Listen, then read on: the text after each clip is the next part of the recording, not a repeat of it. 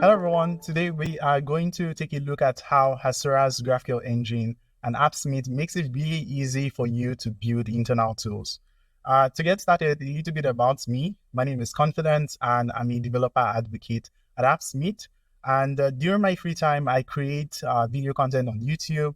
Recently, I've been into WebAssembly. It's this awesome web technology that started on the web, just like JavaScript, but it's starting to see a lot of applications on the server side part of things. And I also maintain a home lab. Maybe that's a very fancy way to put it. There are a bunch of high bandwidth Raspberry Pis that I use for my storage, my computing needs, and to also power parts of my website. So this is a little bit about me, and let us get into today's talk. Today's talk is going to help us see how Hasura's GraphQL engine and how AppSmith works together to help make it easy for you to build internal tools. But a good way to start the discussion is taking a step back to look at what internal tools are and how they are traditionally built.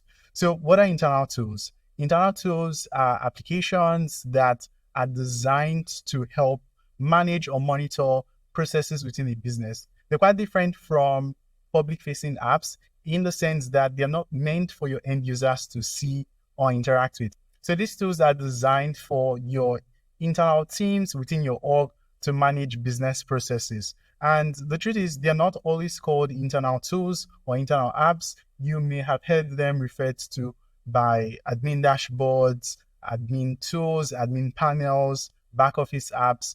So you may have come across some of these tools at some point or even used them in the past. And the beauty of these tools is that they support a huge number of business processes, starting from sales to customer support to inventory management. And we're starting to see a lot of use cases even within the software development lifecycle. So these tools are actually really powerful. And they come in all shapes and sizes.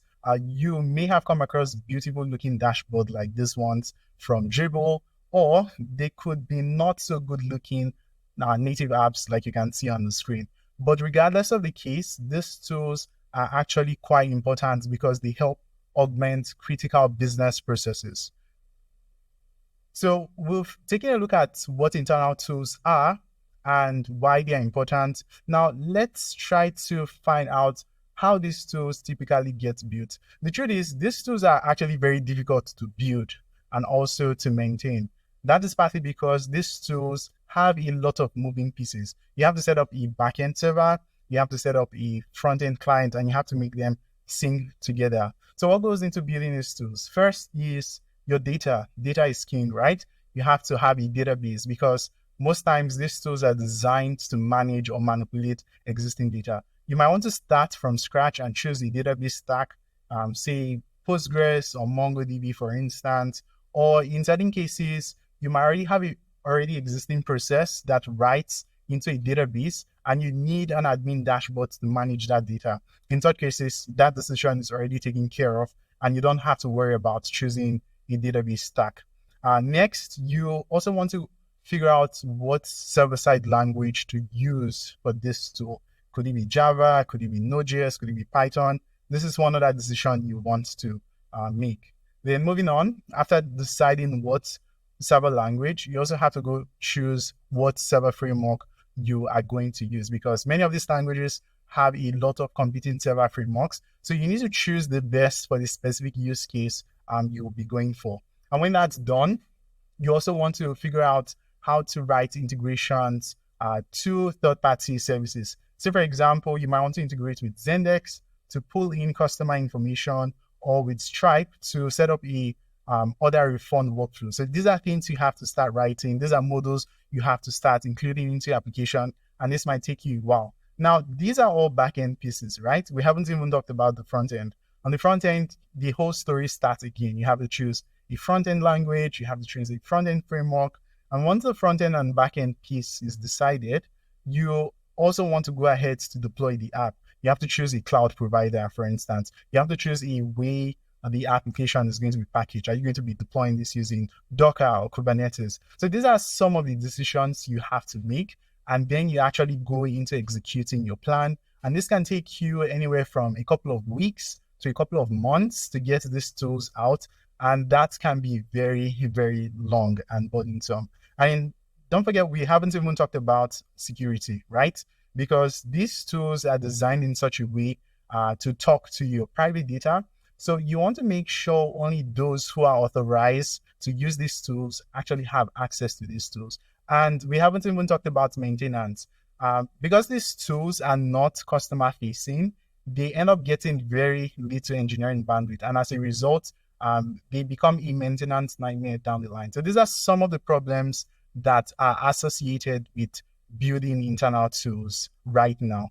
And that's where AppSmith and Hasura comes in, because with AppSmith and Hasura, you can actually get these tools built really quickly.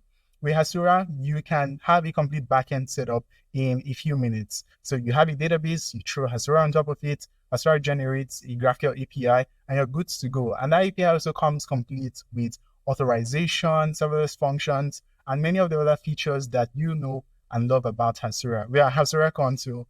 I imagine you know a lot about Hasura and you're already using Hasura. Now, on the other hand, AppSmith is an open source platform that helps augment the visual aspects of building your internal tools. So you can think of AppSmith as a platform that helps you automate building the front-end piece of your internal tools. So this is the way AppSmith works in a nutshell.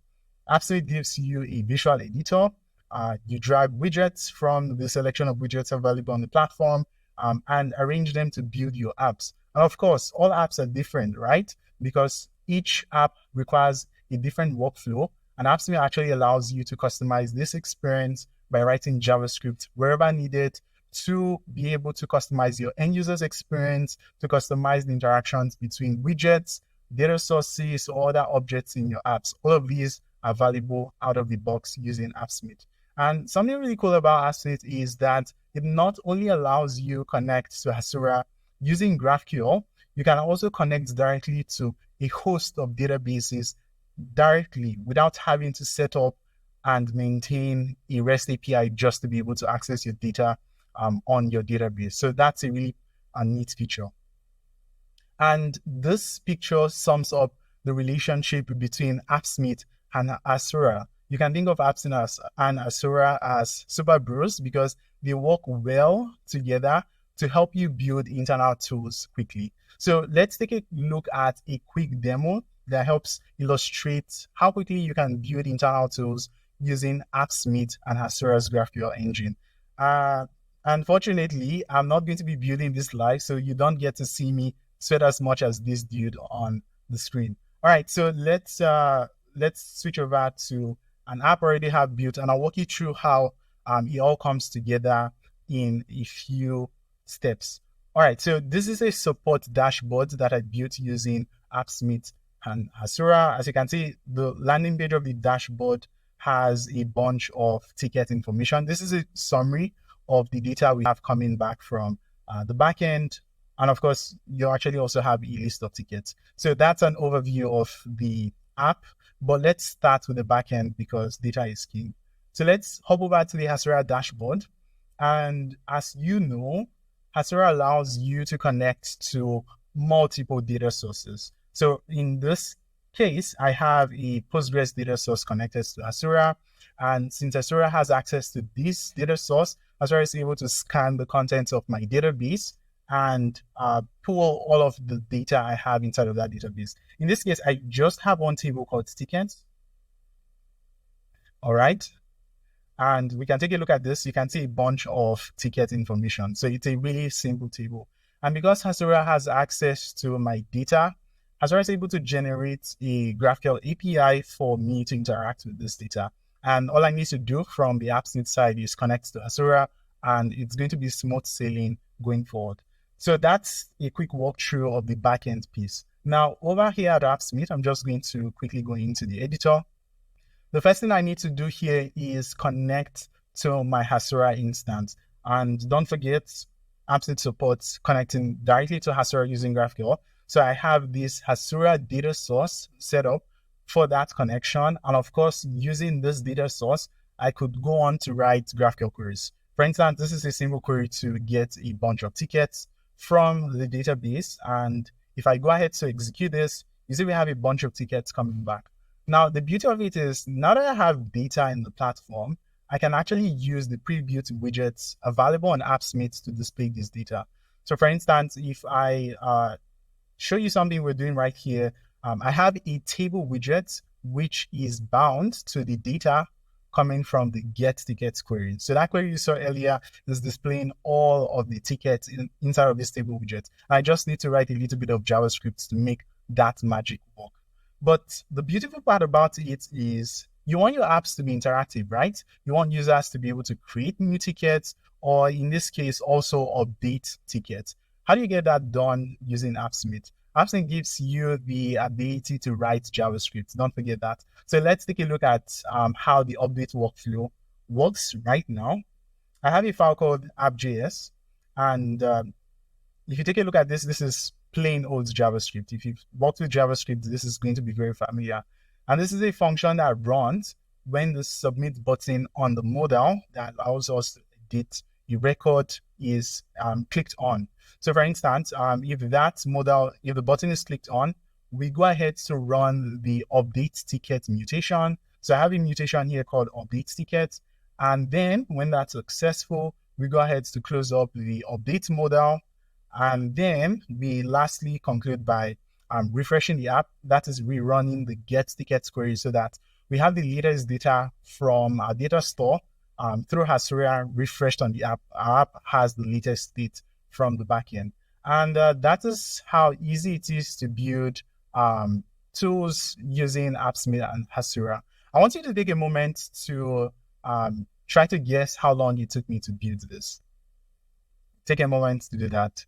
Was it 2 weeks? Was it 3 days? How long was it?